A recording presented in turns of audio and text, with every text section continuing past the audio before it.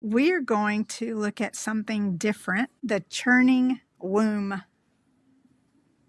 This is Solomon's sword and the fire of God's mercy.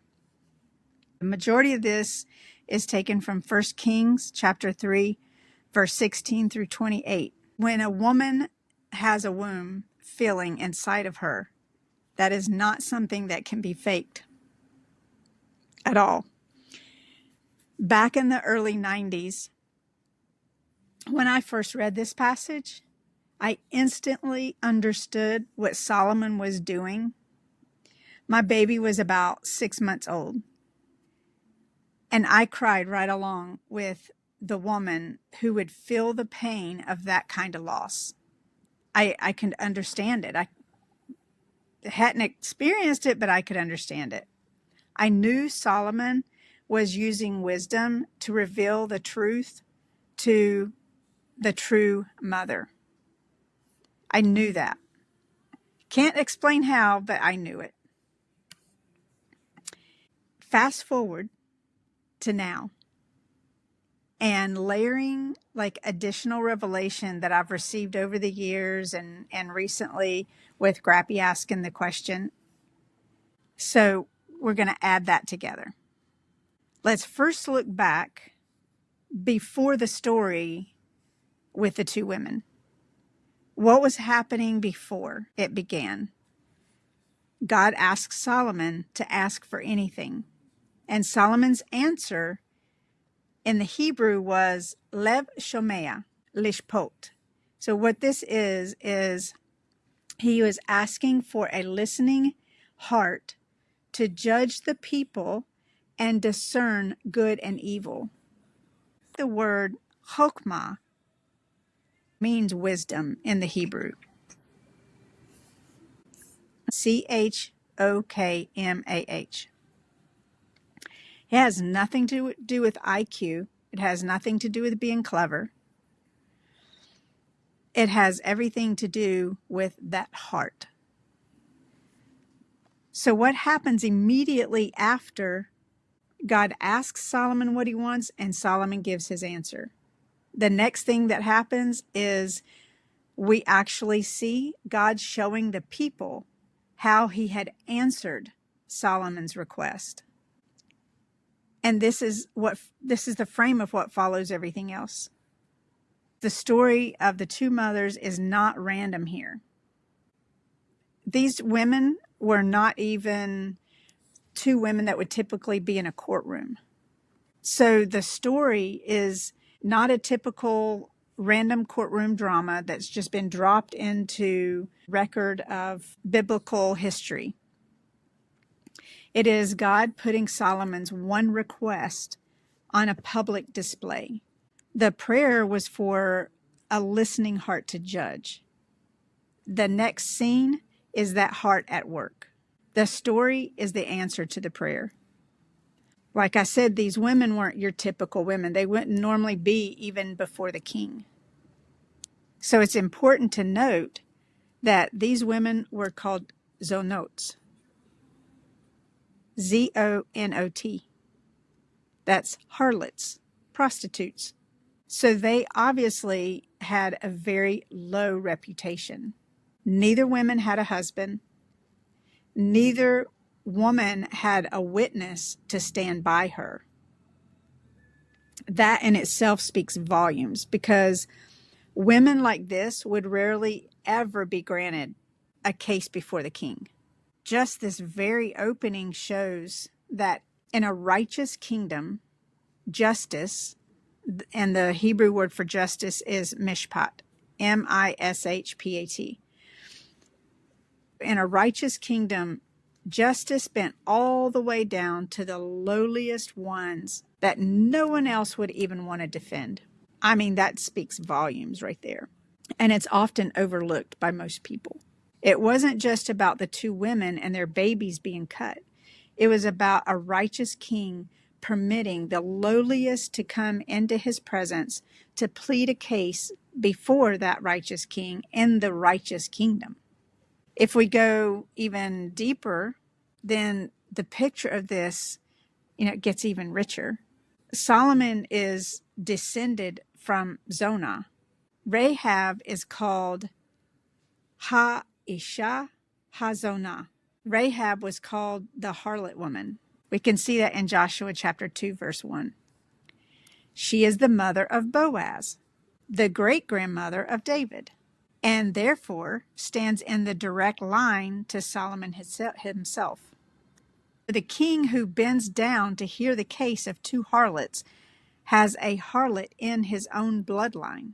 The throne he sits on was built in part out of a redeemed Zonah. That's why the kingdom bends down to them. The king is bone of their bone. Grace judging the lowly is grace remembering where it came from. And we can see that in Matthew's genealogy. That same thread runs all the way to Yeshua, who counts Rahab, Tamar, and Bathsheba among his mothers. So if we look at the word cut, Gizru in the Hebrew, gizru, it is a verb, and not only does it mean to cut, but it also means to issue a decree. So you are talking about rendering a verdict, issuing a decree. This was a double-edged sword. Solomon was issuing a decree that cuts. It was a division. It was a false decree, and that false decree is what became a mirror that revealed the truth. Because we know that he wasn't actually saying to do that. We can look back and know that. If you look up in Isaiah chapter 53, verse 8, it's the same root. Nigzar, nigzar. It means to cut off out of the land of the living. So what Solomon was doing, he was weaponizing language to expose the truth. If you look at the root gazar, it carries the whole gospel in it. In Solomon's court, the gezerah of cutting is only threatened. It was never carried out. The sword is drawn, the child is spared, and life is handed back. But on the greater son of David, the same root is not spared. Nigzar ma'aretz chaim. He was cut off out of the land of the living. The sword that only revealed in Solomon's throne room actually fell at Golgotha. Solomon's threatened cut to expose the true mother. Messiah's accomplished cut secured the true children. Same root from the shadow to the substance. It's obvious in the reading. Maternity was never determined by proof. Instead of using wisdom to win a debate, wisdom was used to test the heart and bring to the surface the truth that was being hidden. The word for sword is cherev, Cherev, cherev. It wasn't used as an instrument of execution, but as an instrument of revelation. In the Hebraic understanding of discernment, you actually learn what something truly is by the willing to sacrifice. Think about Abraham and Isaac. The testimony had been a perfect stalemate. One woman's word against the other woman's. Wisdom did not win the argument. It devised a test that brought the hidden heart to the surface. That is the core principle of Hebraic discernment. You find out what a thing truly is by what it is willing to give up. The word for womb in the Hebrew is rechem, rechem, rechem. When we look at verse 26, where it says, her compassion yearned for her son, the Hebrew is ki nichmeri Rachamim. That word Rachamim means compassion, and it comes from the root word Rachem, womb.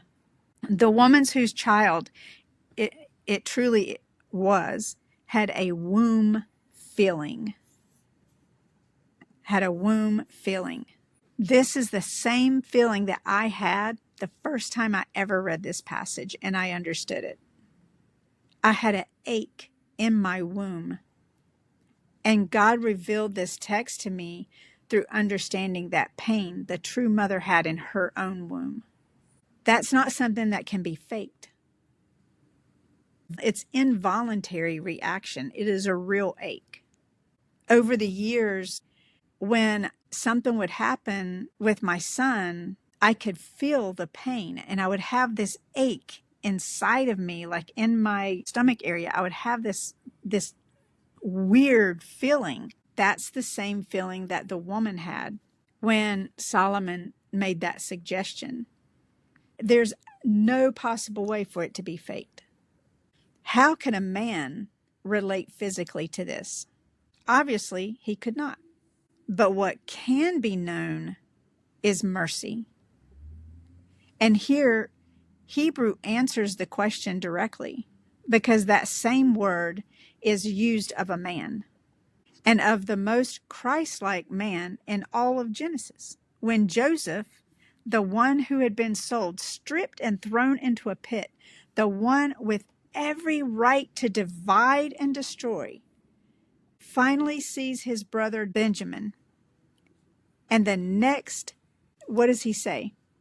As soon as he sees his brother Benjamin, and the text says, Ki nichmeru Rachamav el Akiv. His compassions grew hot towards his brother. That's the literal translation. And he had to leave the room to weep. Genesis 43:30. So we see men can feel that same feeling that the woman felt in her womb. It's the same kind of womb feeling. The exact same verb and noun as the mother's, only a masculine. So a man did carry this same churning, and it undid him. Now think about God's mercy towards you, towards all of his people. In Isaiah chapter 49:15, can a woman forget her nursing child? Yet I will not forget you. The mother's Rachamim in Solomon is a very small comparison to the Rachamim of God. And it is more than a comparison. It is the same word on God's own lips. In Hosea chapter 11, verse 8, deciding whether to give his people up, God says, my heart recoils within me. That's nikmaru, nikumai. My compassions are kindled together. The very churning that made the mother cry, don't cut him, is the churning that God testifies about you.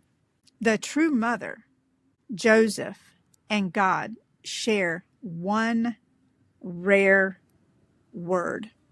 And see, as I was writing this, I was reminded of the teaching that was from a previous night. For those of you that were there, you remember it was about the fire that burns inside. There is a Hebrew word called nikmaru, and it comes from the root kamar. And what it means is to grow hot, to be kindled, to churn. What happened to this mother was exactly that. Her insides were ignited. This is not sentiment. It is visceral. Mercy as a fire in the gut. The message the other night was Victoria praying. Her victory came from that burning fire of truth living inside of her. It's really important to look at the counterfeit mother. She says, let it be neither mine nor yours. Cut it. This is exactly what envy sounds like. If I can't have it, no one will. She would rather it be destroyed than let it go. The false heart would rather destroy than lose. This is the world's counterfeit. How many church splits have been exactly like this?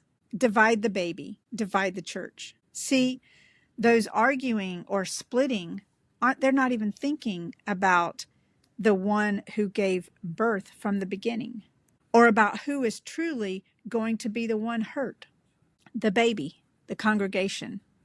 The thought process to divide evenly, equitable distribution, it actually kills the very living thing that is being split. There is no equitable distribution in God's kingdom. Recently, we were in a situation to help a church come together, to team up and be one body. But instead, what they wanted was to use us to help them grow. And then they wanted to sever ties once we had helped them grow. We chose to let them have everything because they wanted to be a one-man show. So we let them have everything and be the one-man show that they wanted to be. Why? There's multiple reasons. One of the reasons was that God could see the hurt in the body that would happen down the road if we were to help them. See, at the moment, we didn't see that. God saw it, but we didn't see that. God revealed it to me when I was doing this lesson to answer for Grappy. God said, this is another reason. Because there would have been people that would have been really hurt. Number one, he doesn't want any more one-man shows. But number two, he is really tired of seeing people hurt in the body of Christ because of those one-man shows. Look at marriages. We were just talking about ministries, but marriages, ministries, businesses. This happens every day in the whole world. There's more and more and more of things that are getting split down the middle in the name of being reasonable. And that very compromise is death dressed up like justice. True wisdom refuses any kind of an even split. True wisdom refuses anything that is going to cause that kind of pain. True wisdom discerns instead. You can always tell the one who truly has the baby, the book, the building, the ministry, the business. You can tell what is truly yours by whether you, the collective you, obviously, would rather see it live in someone else's hands than die in a fair settlement. Ownership is proven by the same kind of womb compassion of that mother in Solomon, and not by the volume of the claim. If we use and live by the example and wisdom of Solomon, uniting one true body, then we will not split, but we will give, just as we have seen here. And then we can embrace and clearly see that the typological layer here, that Solomon, the wise son of David, who judges rightly and whose verdict gives life, actually prefigures the greater son of David, Yeshua, whose name is salvation. The very one who gave his life for those who are willing to receive him in complete surrender, and who will judge the hearts of men. When we're looking at this, it's not by coincidence that the passage in Solomon ends on the fruit of it. In verse 28, all Israel feared the king because they saw that the wisdom of God was in him to do mishpat, to judge. The true evidence of God's wisdom within a leader is not his fancy platform or how smooth talking he is, how charismatic. It is justice that discerns and gives life. Yeshua is our life builder. For the Hebrew word study part, I'll give you the list of the words, but I'll go over them so that you guys hear them again. Lev Shomea. The meaning is a listening, hearing heart, what Solomon asked God for. Chokmah, Chokmah, wisdom, This is not IQ or cleverness, but the trained capacity to hear and discern. Mishpat, M-I-S-H-P-A-T. It means justice, judgment that bends down to the lowest. Zonah, Z-O-N-A-H. Zonah. That means, or zonot, plural. That means harlot or harlots, zonot. The two women, also Rahab in Solomon's own line. Gazar, G-A-Z-A-R, and that also went into the word Gizru, G-I-Z-R-U. Gazar is to cut, and Gizru would be also like to decree, to render a verdict. Gezerah, G-E-Z-E-R-A-H. It is a decree, the verdict of division that Solomon pronounces. Nigzar, N-I-G-Z-A-R. That means to cut off, and it is the same root of Mashiach, Messiah, in Isaiah 53:8. Cherev, C-H-E-R-E-V. It means sword. Here, an instrument of revelation, not execution. And rechem, R-E-C-H-E-M, is womb. And Rachamim, R-A-C-H-A-M-I-M, that is compassion or mercy. And it's that literal womb feeling that was born from rechem. Kamar, to nikmeru. So kamar is to grow hot, be kindled, churn. The mother's insides ignited. Chapter 3, verse 26. So we know that the true mother, that nikmeru, ki nikmeru rachameya, her compassions were kindled. This is one rare tying together with Joseph towards Benjamin, where he says, ki nikmeru rachamav, his compassions grew hot. Genesis 43:30. And then God toward his people, nikmeru nikumai, my compassions are kindled together. Hosea chapter 11, verse 8. So if you look at 1 Kings 3:26, and you look at Genesis 43:30, and you look at Hosea chapter 11, verse 8, all of them have that nikmeru, and they all have the compassions.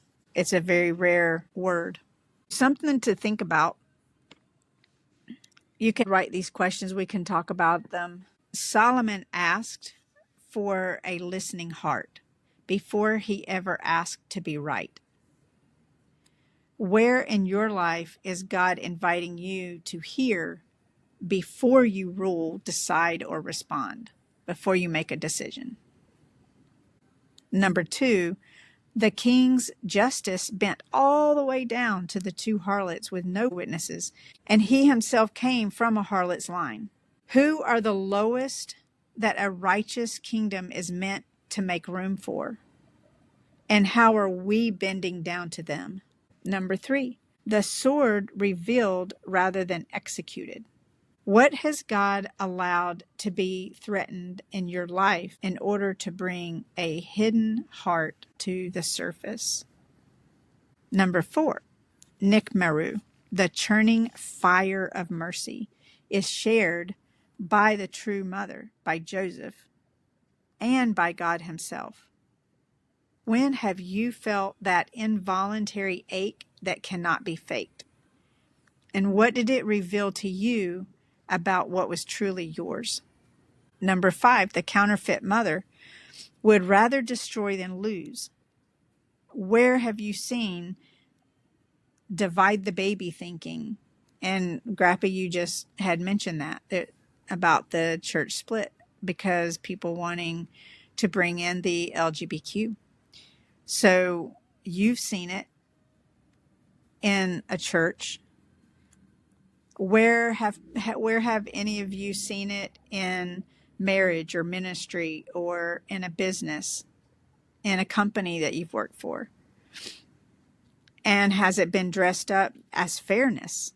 What would giving instead of splitting have looked like in the situations that you guys have seen? And number 6, the threatened cut in Solomon's court became the accomplished cut of the greater son of David. How does seeing Yeshua as the one who was cut off to give life change the way that you read this story right here that we just went over? And those are all of the questions.